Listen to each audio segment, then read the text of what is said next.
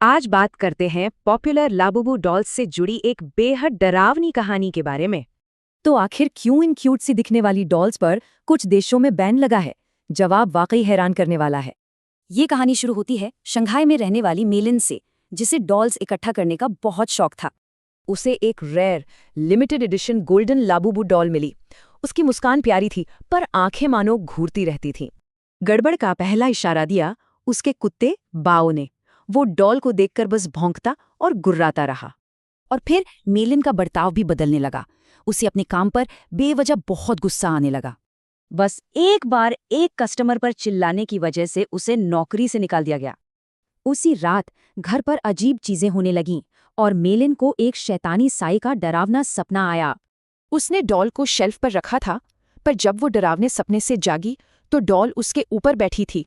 उसके कुत्ते बाओ ने डॉल पर हमला कर उसे फाड़ दिया। परेशान मेलिन ने टुकड़े कूड़ेदान में फेंक दिए। अगली सुबह मेलिन उठी तो वो फटी हुई डॉल बिल्कुल ठीक हालत में बाथरूम शेल्फ पर रखी थी। और इस बार उसके हाथों और दांतों पर खून जैसे लाल धब्बे थे। जब मेलिन ने ऑनलाइन सर्च किया तो उसे पता चला कि वो अकेली नहीं है। दुनिया भर में ऐसी कई कहानियां थीं।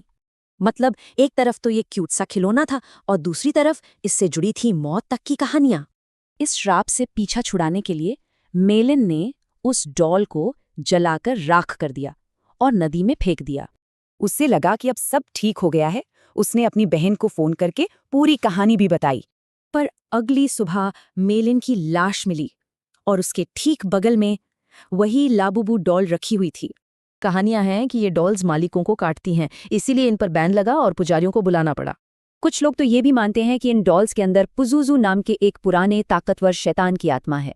तो क्या ये वाकई एक श्रापित खिलौना है या सिर्फ एक डरावनी शहरी कहानी? ये सवाल आज भी कायम है।